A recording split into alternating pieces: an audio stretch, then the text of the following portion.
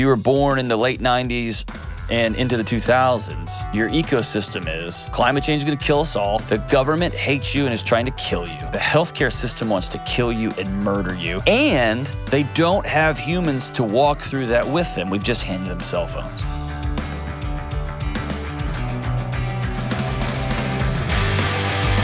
It's 9 o'clock on a Saturday. Regular crowd shuffles in. Hey, it's the Dr. John Delony Show. What is going on? It's not even Saturday. Maybe it is, but probably it's not. Oh, I'm so glad you're here. I'm John, and we are getting into the messy lives of other people on the best mental health show ever. We're talking about relationships, mental health, school, workplace, whatever's going on in your hearts and minds. And if you want to be on the show, give me a call at 1-844-693-3291. That's 1-844-693-3291. Hold on, someone's taking my picture out in the lobby. I'll just wave. What's up? All right, cool, very cool. All right, let's go to Katie in Fort Wayne. What's up, Katie? How we doing? I'm good. How are you, Dr. Delony? You just call me John. Good. What's up?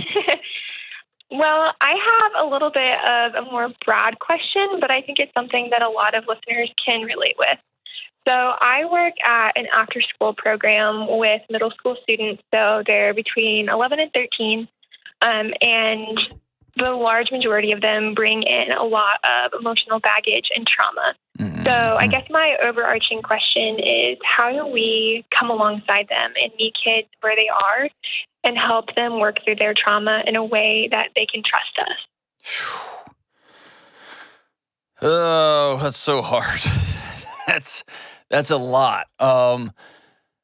Right out of the gate, I want to tell you that's a tall order that I might shift the focus there. Yeah. It's very hard in your limited 1 hour a day or 1.5 hours a day in 3 months, if you will, to take a child's brain that's being traumatized on the regular by the very people who are supposed to love and connect and give that brain peace and healing so that that kid can drop his shoulders and breathe and his body can stop going to war and then he can start practicing relationships. That's hard. Right out of the gate, the most important thing I could tell you is to absolutely stone love those kids. Yeah. And love those kids, like stop them when they walk in the building and make them come to you, or you go to them and you look them in the eyes. And if you're allowed to, hold their hands or hold their face and say, I love you. I'm so glad that you're here. This place is better when you're here. And this is not a one-time fix. This is an everyday, week after week, month after month, year after year. And their bodies will learn that place is safe. She's safe. See what I'm saying? Mm-hmm. And that's so hard. The trauma healing can't be done in an after school program. It's going to be a piece of a larger healing picture, right? I guess along with that idea of the larger healing picture, we are mandatory reporters. We do have frequent contact with CPS and whatnot.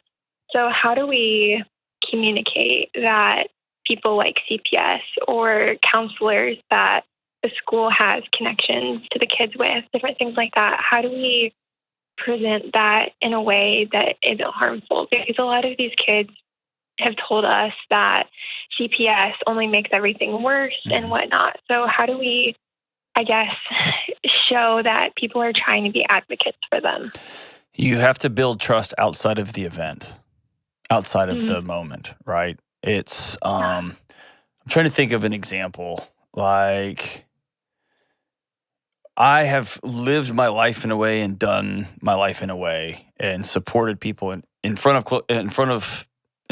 on stages and behind closed doors in a way that if somebody accused me of X, Y, or Z, it would be obnoxious, right? Because people would go, no, their default setting in these areas would be trust. Now, if somebody came forward and said, hey, this guy made a really inappropriate diarrhea joke at a funeral, everyone would go, yeah, I could probably see that. That was really not cool, right? I would not have the benefit of the doubt on that, right?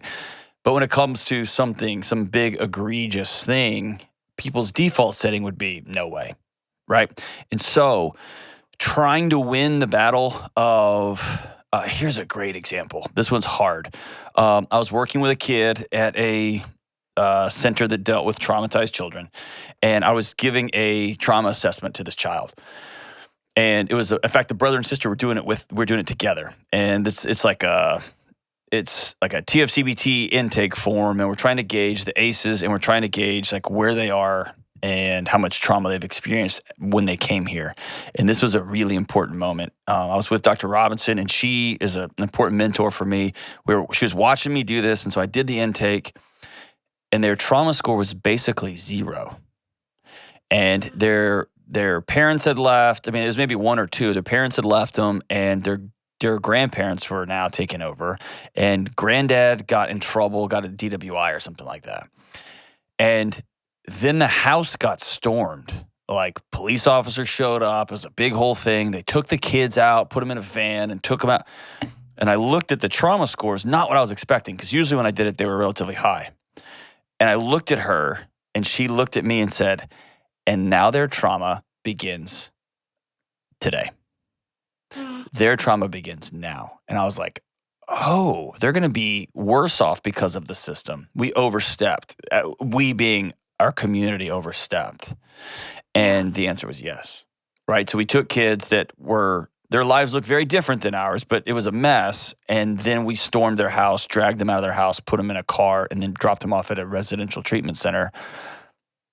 And now they're going, oh, no. Right? You see what I'm saying? So you have to earn trust for these kids and understand that CPS might have shown up and made everything worse. And worse in their mind is they took my mom away. They took my dad away. And they don't have the wisdom and the context to know your mom was hurting. Your mom was an addict. Your dad was struggling. Your mom was struggling. They don't know that. They just know because that person came in my house kicking and screaming or yelling, I don't get to see my mommy anymore. And there's nothing you can say to that other than, I'm so, so sorry. I know you miss your mom, right? So on the other side of that, you can show up every day, tell them that you love them. You can play pool with them. You can ask them how their homework's going. You can hold them accountable, which is a huge thing. You're not allowed to talk that way here. If you choose to talk that way here, you are choosing to leave, and I don't like that because this place can't work without you. Same as I talk to my kids, right? So that when you say I have to make this phone call because it's in your best interest, they're going to kick and scream and be mad, but they're going to trust you. You get what I'm saying? Yeah, for sure. And that's so hard, I know. Do you think that the aspect of accountability is bigger than like the idea of like doing something on their behalf, almost like holding them to that higher level or helping them like slowly change their behavior and their reaction is bigger than maybe like calling CPS, like in the long run, like what will make the bigger difference in their life? Well, CPS is going to protect the children from adults in their lives who are not living up to their responsibilities. Yeah. Accountability is going to be, this is who we are and this is how we talk to one another. And we don't hit and we don't swear at adults and we don't lose our temper. And if we do need to take a break, so what you're trying to do is give them a gap. The more traumatized a person is, the thinner the gap is between stimulus and response. Between you just came at me, I'm firing back because I've not fired back before and it's gotten me hurt. Or my mom's about to leave because you took my mom away. I'm coming, hell's coming with me, right? I'm coming swinging because you took my mom away. And what we're trying to do in those moments, what love does, what connection does, and that sounds so cheesy, but it's true. It provides a little bit of a gap between the stimulus and the response. And that's what we're trying to teach these kids. Yes, somebody just stepped to you. Breathe. Is it worth not being able to be around me and your friends? Is it worth going to in-school suspension? Is it worth going to jail? No. The answer is always no. Right? And so what we're trying to do is build that gap there. So the CPS and accountability are going to be two different conversations usually. Yeah. How are you doing? This is a hard thing. I'm good. I think that learning how to navigate the conversations with the kids has helped me navigate a lot of similar conversations in my own life, which has been really influential. Like getting the love on these kids has taught me how to help family problems or just my own personal life. And so slowly but surely we're getting there, I think. That's awesome. So one of the things I wish I could go back and do differently is this. When I worked similar jobs, I worked at camps, I've worked at day camp, summer camp kind of things. I've worked at with all different groups, right? So similar. I've never worked at the particular group, a youth center, but similar. Mm-hmm. I really overshot the mark.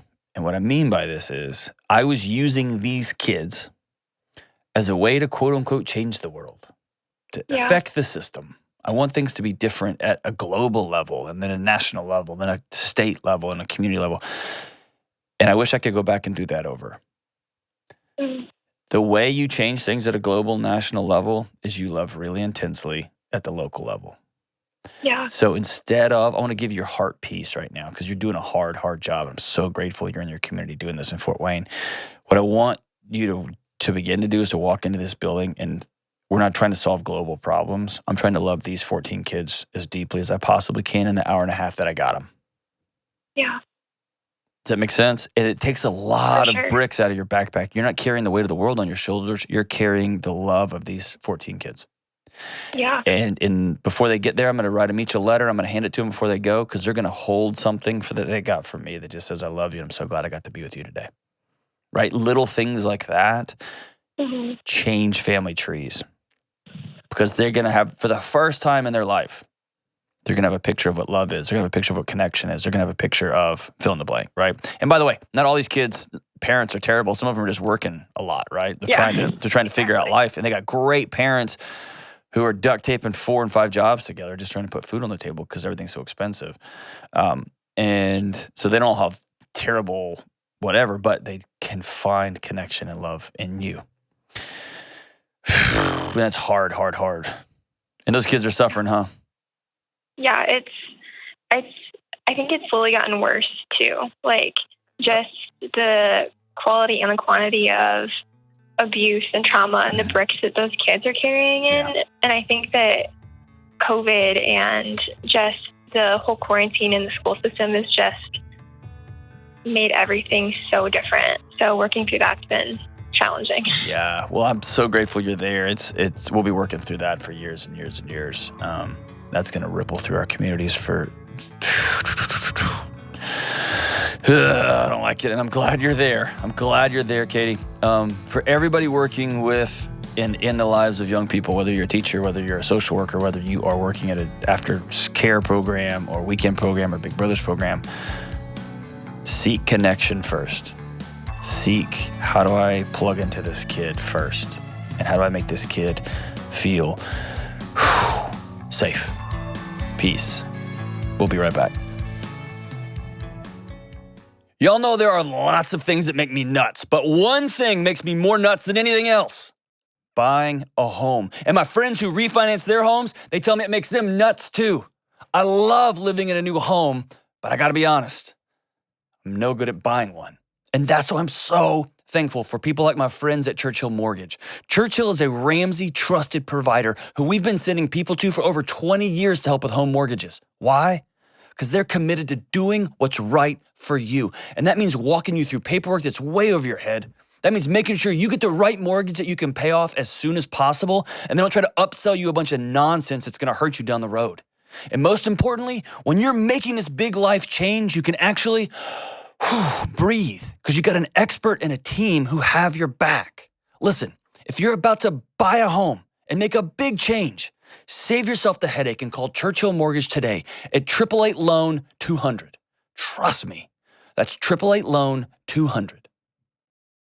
This is a paid advertisement. NMLS ID 1591. NMLSConsumerAccess.org. Equal Housing Lender. 1749 Mallory Lane, Suite 100. Brentwood, Tennessee 37027. Programs are for select loan types only and are not available in all states or locations. All right, we're back. Hey, along the lines of that last call, James gave me this survey right before the show started. It's by Miranda Dixon Lunenberg. I think it's published at Vox here. Says the Mental Health Million Project queried over 220,000 people on well-being across the world, and it writes, the results are worrying. One standout finding was a worrying decline in mental well-being in the 18 to 24-year-old age bracket. This is a surprised because usually they're at a U-shaped curve, right? People are feeling better for most of their life, with the youngest and oldest groups faring best, and people in middle age are like, is this what my life is? And they're concerned because on the front end of this scale, the numbers are terrifying. Says that while concerns about the state of youth mental health have been growing in the U.S., that 4 in 10 adolescents reported feeling persistently sad and hopeless. This is a global issue. Global issue. And we'll talk about this in another episode. We had a planning meeting the other day. We'll talk about this. Just for a second, think about what we've done to these kids. And this isn't just, the pandemic made it way worse. Make no mistake, it made it brutal. Locking these kids down, not being able to see each other, knowing that their grandmothers were dying alone in a hospital and they just had to watch it happen on Zoom. Like all these things we're torturing young people. And I'm not even going to say we didn't need to do it. I'm not doing all that. We tortured young people. But before that, these kids have grown into an ecosystem. If you were born in the 70s, 80s, even into the 90s, you were born into a narrative of we can do anything. We can change the world. We can solve all of these things. We can we just got back from the moon. What's next, right? Let's go to these kids. If you were born in the late 90s and into the 2000s, your ecosystem is climate change is going to kill us all tomorrow. The government hates you and is trying to kill you. Your teachers are stupid and they're moronic and they're terrible and they're ruining everything. The healthcare system wants to kill you and murder you. Terrorists are trying to kill you and murder you at every turn. Countries are just going to lob grenades and roll tanks into each other's neighborhoods. That's their world. And they don't have humans to walk through that with them. We've just handed them cell phones.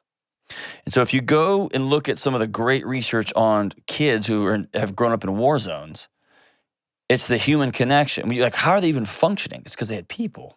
And there's a physiological balancing of this teeter-totter of pain and connection that keeps a kid stable and whole. And these kids do not have this at a global level. This article goes on to say the trend was already present before the COVID-19 pandemic, but worsened significantly between 2019 and 2020. One factor is truly universal. Rising smartphone use and internet access is crushing these little people. They speculate the key factor may not be the internet itself. It's not. I love watching videos with my kids. They're funny. But it's the statistics that suggest that they spend an average of 7 to 10 hours a day online. At the global level, young people are spending 7 to 10 hours a day online, which crowds out in-person interaction, which is the key to building a strong social self. I think a lot of the unrest and conflict may be related to because at the age of 18, you have the same experience of interacting with people as a 7 or 8-year-old in the past. 18-year-olds have the same social connective tissue as a 7 and 8-year-old from the past. We've stunted them by a decade by handing them computers. And I also want to point this out. I had a hard conversation with my son, and I'll just be as high level as I can. But he came at me pretty good, and he's in middle school, and he came at me and he has right to do so, and I given him permission to do so. But he said, Dad, you're telling the whole world no cell phones, and I'm not allowed to have any cell phones, and fine. I get that social media is blah, blah, blah. But Dad, because you've made this rule, and here is his quote, I have no one.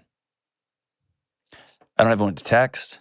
I don't know when the birthday parties are. I don't know when all the guys are getting together for whatever. And I thought about that, my wife and I thought about it, and we used to have the phone on the wall in the kitchen, right? We had the curly little cord to it, and we could call each other and find out what was going on. And it's gone. It's gone. So here's what I need. Here's what I'm asking. I'm asking for a group of parents to step up and say, let's change the way we're doing this. Let's not hand every kid a cell phone, and let's figure out ways that we as adults can communicate. Because I'm not going to hand my kid poison. I'm not going to hand him a loaded weapon and say, make good choices, young man. I'm not going to do that. And at the same time, he's looking at me saying, Dad, I get this, and I'm completely and totally alone. What do I do? And that's one of the few times in my own home I didn't have a good answer. I don't know. But I know that Wealth doesn't matter. Countries and cultures seem... The US, UK, Ireland, Canada, Australia, and New Zealand had the worst scores of mental health. A culture where we each for ourselves and judged and sorted by performance may be good for economic growth, but damaging to our collective mental well-being. We've got to do things differently. And these are the kids showing up to Katie's after-school program and saying, can you help me, please? Oh, what a mess. What a mess. What a mess. All right, let's go to Sana in Seattle. I'll stop there. Let's go to Seattle. Sana. What's up, Sana? Hi, Dr. John. Thanks so much for taking my call. You bet. What's up? Well, first, I just want to say, I know you call yourself a knucklehead a lot, and this morning I heard you, kind of take that back. You're working on the positive self-talk, which is I'm trying. great. I'm trying. I just want you to know that, what you are doing is so important because there's so many of us who grew up in situations where we just have no concept of what healthy relationship, healthy communication looks like. And I've personally gone through some counseling for that, but I know that there's a lot of people that watching their show, they're starting to make those connections for the first time. So thank you so much for that. Oh, thank you, love. I'm grateful for your kindness. I really appreciate that. So what's up? How can I help?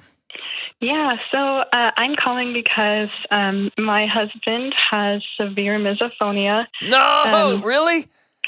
Yeah. Is it for real, or is it just kind of yeah, you know what I mean? People just throw that around social media. Is it for real?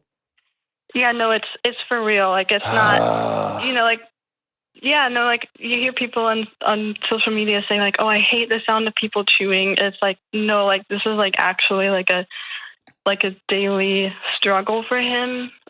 He Okay, hold on. Let me tell everybody what this is. So misophonia is it is oh gosh, it's the worst. Sounds, repetitive clicking noises, chewing, sometimes people's voices, little things that most of us don't hear on a daily basis, or we hear and can tune out. The last I read on it, there's some sort of connection between that and a fight or flight response. Something connected to movement. There's just it's like a shortcut in the brain that it's a shortcut to the wrong place, right? And it's like trying to take a shortcut to Chick-fil-A and you end up at Burger King. We got to a restaurant, but it's the wrong one. And the smallest thing can send a body into a panic or into a rage. It's just this constant, and it's little or whatever. The way people say certain words can make it's annoying to us. It is severely debilitating for folks. And the reason why I asked you, is it real, is none of us like to have somebody chewing gum in our ear, right? And it can be ugh, gross, whatever. But there are others that it's a totally different physiological experience. And you're telling me your husband's full on, right? It's really bad. I hate that for him, man. Yeah, he so it's a daily struggle. The way he describes it is once he hears the sound, and it's the littlest things. Yep. I have mild to moderate hearing loss, so some of the things I physically can't even perceive, and they are driving him nuts. But once he hears the sound, it's he said he gets all this pent up energy, and it's he needs to leave the room, he needs to get away from it, or he says he'll get all of this energy stuck in his jaw, and there have been times that he's bitten his own arm, or he'll if he can't get away from it, he's scratched himself. So my physiology may be off. Okay, so for you endocrinologists who listen to this, and let's be honest, there's a bunch of them. Not really. I may be off here. My understanding, which is very, very limited, I'm in no way an expert on this, is that there is a connection between the auditory signaling system and the fight or flight response. And so think about that energy that he feels, that the way he's describing that is a perfect way I understand it. And again, I may be wrong. I'm not a neuroscientist, but that his body will flood with adrenaline, cortisol, fight or flight chemicals. His body is ready for a fist fight. His body is ready to take off sprinting for its life. and he's sitting there at the dinner table with his in-laws, just chewing, right? And so there's this toggle between go now and dude, be cool, man. That's your wife's parents. Chill, right? And it just it's maddening, right? It's maddening. Mm-hmm. Yeah. Oh, and you have hearing loss, and you're like, I have no idea what's happening here. Yeah. That's the worst, Sana. Oh man. Okay, so how can I help? I'm so sorry. Yeah. So he basically, his job right now, he's in a car with his coworker for a lot of the day, driving from job site to job site. And so by the end of the day, he's already like, at a certain stress level from dealing with that all day. And then it's the worst. Some of my own speech sounds are triggering to him. Oh. And so, yeah, I swear, like 4 or 5 days a week, he's like, I just want to be able to hear my wife talk. Yeah. It's like we can't even pray together without it, like, just ruining the the time together. And so I guess I have a couple of things. One, like, how do we cope with those moments? Like, we know a little bit of sign language, and we're kind of like learning more out of necessity just because it's so frequent. Yeah. But then we run into like the frustration of not being able to fully express ourselves too. Yeah. And then, so like, how do we cope with that? And like we will be having a perfectly good time, and then all of a sudden it's like a brick wall dropping, Yep. And then the other thing is, like, for me personally, like, we want to have kids someday, and I'm like really worried, like, how are we going to handle that if we can barely like get through like just talking to each other some days, Yeah, absolutely. Those are all super real. Thank you for sharing that. Yeah. All right. So again, I'm going to preface this with I'm not an expert in this. Has he gone to see a doctor before? No. So when he was in high school, he had a psychiatrist who wasn't very helpful and medicated him for anxiety. And I think that they, I don't know that they listened very well, because that wasn't the problem. Right. And so we're looking for a counselor. I would start with a medical doctor, actually. Yeah. I would start with a medical doctor. I don't know what pharmacological interventions look like here, but there may be. And so that's where I would start. And I would be super open, super honest, but that's where I would start. I wouldn't start with a counselor. There's going to be some relational things that y'all got to work through, and I'll talk you through a couple of those now, but I would start there. So you mentioned it, and I'm glad you mentioned it in the way you did. This is going to be a both and situation. One, he has to own. He has to own his global wellness ecosystem. He's got to give his body a chance to, not if, but when things set off his alarm systems, he's got some resilience there. That may mean he's got to have a different job. This is just the way, think of this as, or let me put this at, he's not making this up, okay? And for you to not be able to see it and to just want to say, hey, I love you, and for that to be what sends your husband into a panic, that's disorienting, and it's really awful. So I want to tell you, if it's real, and it is. Nobody wants this, man. People feel like they're losing their minds, right? Like they go to war with their heads. He has to be responsible. So I want you to think of this as though he lost a foot, or he has some mobility challenges. He's in a wheelchair for a season. Like, what would you have to do? You'd have to do things very, very differently. You couldn't just kind of limp through your normal, regular life. Everything's different now. And so I want you to think about, or him to think about, is he exercising? Is he sleeping? Is he eating right? Is he reducing his overall inflammatory response? He may have to wear headphones in the car. He may have to tell his coworker, hey, this is ridiculous, but I can't talk in the car. or I've got to wear these headphones. Like he's got to start being very open and advocating for himself, the same as if he worked at a place that didn't have a wheelchair ramp and suddenly he found himself with mobility issues. Okay? That very same way. And he's going to have to be brave about it. He's going to have to just suck it up and do it. And this sucks and it's hard, but that's just what we got to do. The second thing is you are going to have to, this is hard. You're going to have to continue to lean into different ways to communicate, or y'all are going to have to come up with some signals or some gentle ways to lean into one another in a different way. And I know that's frustrating for you. That's frustrating for him. It's frustrating for everybody. And that's where y'all are. And that might mean that he's going to wear earplugs. And so you're going to have to talk a little bit louder, but it'll take some of the sharpness off. It'll take some of that that burn that happens when you say the vowels or the consonants in the wrong way, right? Is that what it is? There's usually pieces of words. Yeah, it's usually the consonant. Okay, all right. So it might be that you're going to start working with a vocal coach. And I have to work with a vocal coach because I talk so much, literally. It may mean that y'all going to continue to lean into, instead of this being like a beating, you're going to lean into becoming super fluent in American Sign Language or whatever the sign language you want to do. We're gonna do some of these things because our life is super different now. I would also recommend try a weekend babysitting job.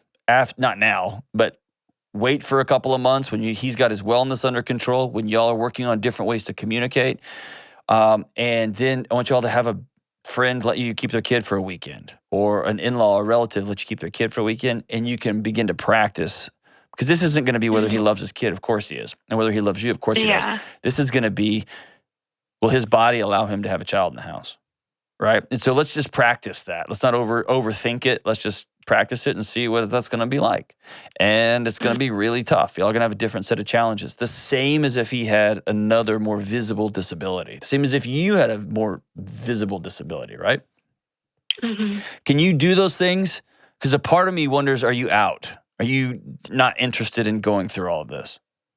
Oh my goodness, no, I'm 100% in. That makes me happy. Good. So what if y'all reframed this? Have a weekend of grief. Write a letter to misophonia. Dear misophonia, you ruined our life. You suck. We hate you. You've screwed up everything. And we're not going to let you ruin our marriage. In fact, we're going to use this as a springboard to be the best married couple we could possibly be. And we're going to raise a dope set of little crazy saunas in the house. We're going to have an awesome life. And you're not taking this from us. Have a couple of days of grief, and then have a couple of days of planning. Okay, what does this look like? Here's our reality. The reality is you can't do this job for 10 hours a day and then come home and be a present husband. Period, right? And how are we going to work around that?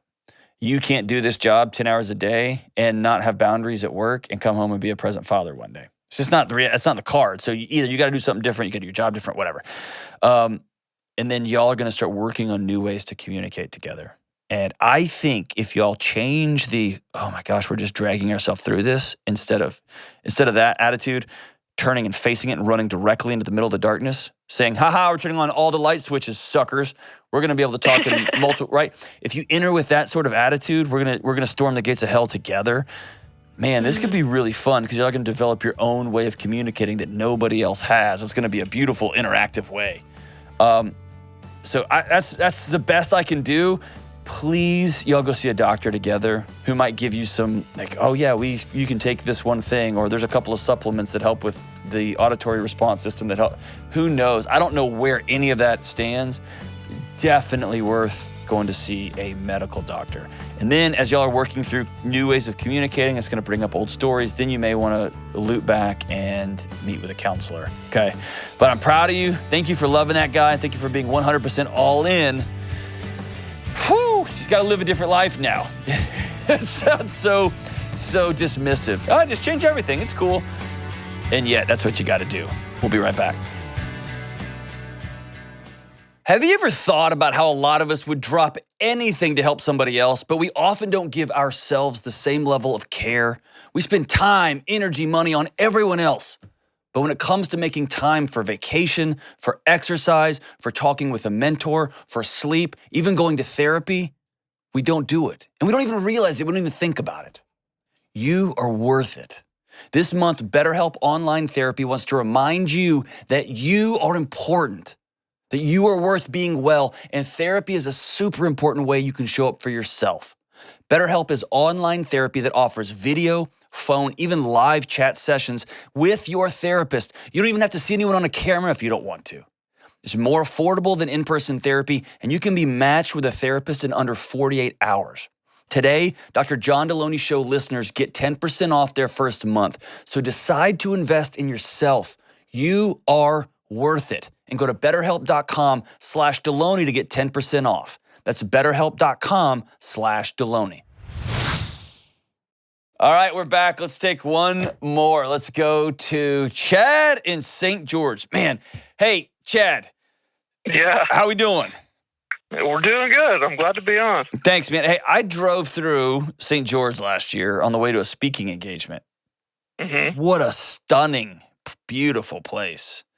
I just continue. The more I travel across the country speaking to groups, I am just blown away by how beautiful this country is. And that St. George area is something else, man. It was stunning, stunning, stunning. And I almost died. Yeah, we're definitely lucky. That's another conversation. All right, so what's up, brother? How can I help?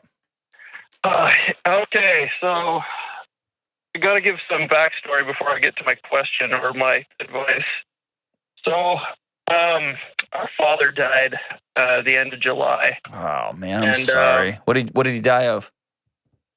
Well, it would be what you call your long-tail suicide. Oh no, man. I'm basically sorry. drank and smoked himself into. He's not recovering. He started failing. I'm sorry, brother. That's hard, man. Hard. It's really hard. So right after that, my sister, my younger sister, she's 2 years younger than me. I don't know if it's a trauma response to these things or her and her husband decided that they are now going to be swingers. Heyo. Yeah. Just a swangin'. I know. So at first, nobody really everyone was just kind of like, this is just midlife crisis-y kind of stuff. Or let me pause you. If my wife came to me and said, hey, John, I got an idea. What about you and me just start knocking around with the neighbors? You in? And I was like, I'm in, honey. The last people on planet Earth I would call is my brother and sister. So how do you know that this is happening? And I'm not I'm laughing with you. Like, how would you even know, man? Did they announce this at Thanksgiving? This is kind of how she is. She wanted the attention of it. Oh. And other people we'll see friends of ours that I've known for years, middle school, are all of a sudden they're friends, and I would have had no idea because they don't advertise it. But she does. She wants everyone to know, and it's just weird. Yeah. I can see that being super weird, man. I love my sister with all my heart, and there's just parts of her life I don't want to know about. That's cool. Right. But you know about your sister. All right, so how can I help, man? Yes. So, in doing all this, she has a 12-year-old son, my nephew. Okay. Freaking raddest kid ever. He has kind of just been, he is either locked in his room when it happens, or he goes to other family members or friends' houses, but now everyone else has stopped taking him because they feel like they're enabling her to do this, or when he's at their house, he's saying he wants to be at my house with my boys and wife. So they're like, well, so now I'm stuck in the middle of, I feel like by taking him, it enables her to do that. It doesn't. She's going to, dude, Chad, she's going to do it anyway. I know. You're not enabling her. That's where Here's the deal. I'm at. Take her out of the equation. Take her completely out of the equation. Okay. You're taking care of a little 12-year-old boy. That's it. That's okay. And you're the That's kind of guy that would take care of a 12-year-old boy because that's who you are. You're a good human being. You got your kids of your own. You're a guy who loves his community and loves young people. Take care of that 12-year-old little boy. You're not. Your sister's going to figure out a way around this until it burns itself out. And make no mistake, it will. It will lose its smoke and steam, and the disco ball eventually stops spinning. Right. And so it is what it is. Or that 12-year-old boy is really, really close to independence on his own. Right. Right? And y'all are going to all lose him. And so somebody's got to love that kid and care about him. Yeah. Okay. That's God, can you imagine the book being written? My mom locked me in my room while she hooked up with my my uncle's middle school friends. And that's going to be a great autobiography someday. Jeez, freaking weird. Well, the weirdest part about this whole thing is... Yeah, tell me the weirdest part, because so far... Okay. The whole thing's weird, but... Yeah. So they have an older son that's 22, 23. We have older sons, and they all kind of grew up, and we took him all the time, too. How old are you? I'm 43. How old is your sister? She's 42. Or 41, sorry. I've had in my head this whole conversation, you were like 25. This makes this whole thing way more disturbing. Go ahead, man. Right. Just like 40-year-olds just cruising like, what's up? All right, so they have an older son, okay? Yeah, they have an older son. He's in his early 20s, and apparently he is the one that suggested to them that they do this. Why not? They let him into that part of their life. Like, why not? I don't think he's doing it with them, but to have that conversation. Dude, she already told her brother, so why not bring your kids in? She probably sat down all the pets, just sat them all in a row and told them too. Yeah. Who knows? Who knows, man? That 22-year-old's a grown-up, and he's old enough to have his own boundaries and to make his own choices and decisions. It is what it is. Right. Yeah, when my son's 22, I'll share everything with my son, but we're not talking about that because I love him. You know what I mean? Right. I don't want to melt him. But here's the thing, man. You have to decide in your heart and mind. This is me being serious now. The people you choose to associate with. And this is hard because she's your sister. And there's some point when she becomes not your sister, but and I think, we talk about swinging and all that kind of stuff, and we can make jokes about it. This is bigger than that. You've lost your sister, not just because she's sleeping with other dudes and her husband's sleeping with other women. That's not it. She is searching so hard to be seen and to be known and to not feel dead in her own skin.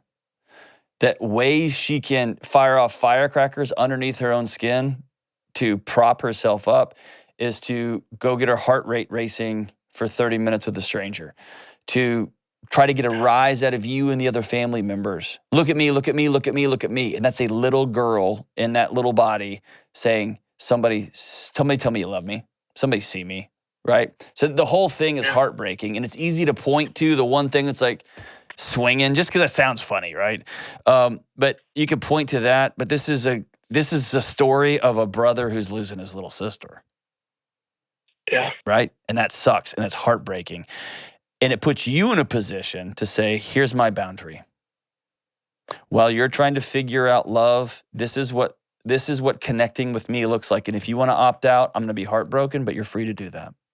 Because this is how I'm going to raise my kids. This is how I'm going to raise my family. This is how I'm going to fill in the blank, right? Right.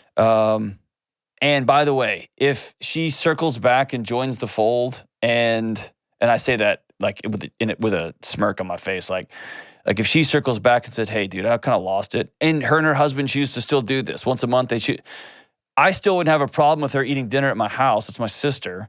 My kids are all going to know. Yep, that's Aunt so and so. My kids call my sister Tia Loca. They don't know her name.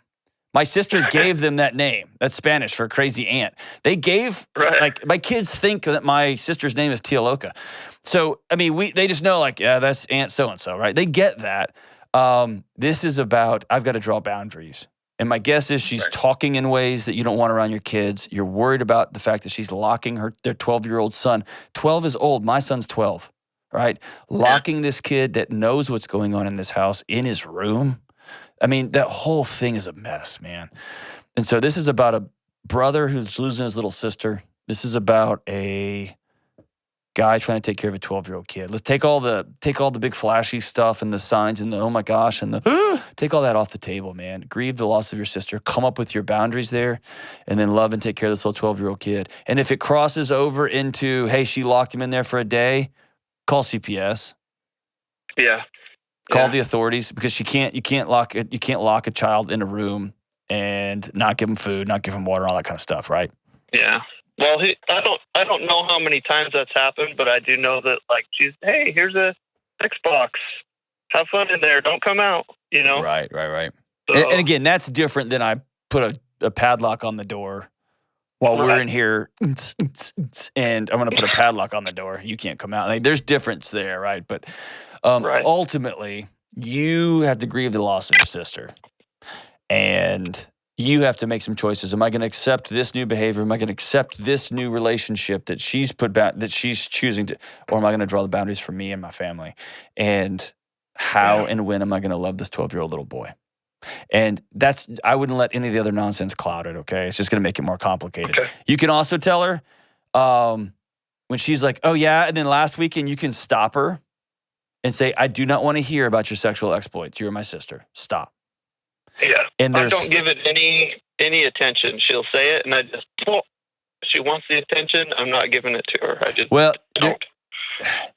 But she can see your eye crinkles. She can feel the energy in the room change, and that's power. It feels powerful. There's something about stopping that conversation as it's happening with a firm boundary. Right. Stop. Stop talking about your sex life with me. I do not want to know. Period. Okay. Let that tension hang. Let that, because that is you reclaiming the room energy. That's you reclaiming your boundaries, and it changes the dynamic of it. Oh my gosh, you think you're so much better than me? Didn't say that. I said stop talking about your sex life with me. Period. Right. And with that level of authority and force, and it has a way of really pushing back on people who just like to lob fireworks and grenades at people and be like, oh yeah, look what I'm doing. Look what I'm doing. Could care less. Do not tell me that. If you continue to tell me that, you are choosing to not be in a relationship with me, and I hope you don't choose that because I like hanging out with you. And now she owns all the cards moving forward because you have put your boundary in concrete, right? And that's an awesome, awesome thing. It's a gift to her, brother, and it's a gift to you and your family. Thank you for being a guy that takes care of the little kids in your community and in your family. It's beautiful. We'll be right back. It seems so easy, but most of us way undervalue real, genuine relationships. Our friendships, our marriages. We don't know what we're doing, and instead of diving into the mess, we accept shallowness and distraction, and we wallpaper over our loneliness. So let me say this boldly. You cannot be well alone. You've got to get connected to real-life people and have deep, powerful relationships. I'm talking about relationships where you can be honest, where you can open up, where you can share hard things, and you each know that you'll still show up for each other. And in my new book, Own Your Past, Change Your Future, we'll walk through a not-so-complicated approach to relationships, mental health, and wellness, and getting connected is a key part of that. That's why you'll learn shallowness and loneliness are so dangerous, and more importantly, you'll learn how to create meaningful relationships in your life moving forward. There is no good app to help adults find friendships, but this book can help. Go to johndelony.com to take the next step towards wellness. That's Own Your Past, Change Your Future at johndelony.com. All right, we are back. As we wrap up today's show, the song of the day is a Choose Your Own Adventure. Pretty excited about this. Behind door number 1, this is the Boomers song. So if you want to hear the Boomer version, just stay put. And if you want to go to the Millennial version, just hit the, fast forward about 15, 20 seconds and listen for the bling. And that's how you know to turn the page. And here we go. So for the Boomers, the song of the day is from the Dire Straits, Sultans of Swing, and it goes like this. You got to shiver in the dark. It's raining in the park. But meantime, south of the river, you stop and you hold everything. A band is blowing Dixie Double 4 time. You feel all right when you hear the music ring. Now step inside, but you don't see too many faces. Coming in and out of the rain to hear the jazz go down. Competition in other places. Give your kid an Xbox and shut the... it's not really in the song. All right, and the next song is from Sia. The lyrics to her masterpiece... I don't think it's a masterpiece. Chandelier, and it goes like this. Oh boy, y'all gonna get me in trouble. Party girls don't get hurt. Can't feel anything. When will I learn? I push it down, push it down. I'm the one for a good time call. Phone's blowing up, ringing my doorbell. I feel the love, feel the love. 1, 2, 3, 1, 2, 3, drink. This doesn't sound like a great, healthy song. Throwing back till I lose count. I'm gonna swing from the chandelier. That's what we do on this show. We swing from the chandeliers. We'll see you next time. Coming up on the next episode. So in the process of trying to frame up my question neatly, which is kind of difficult. Yeah, I was going to say, disordered eating and addiction are never summed up neatly. So give me the whole messy mess. So my mom, she's been married 3 times. She just goes from boyfriend to boyfriend. She likes to spend time with my 2-year-old, which is great. But the boyfriend is always around in some way. Either he lives there or she has to do something. Nope. I'll solve that one for you. Answer's no.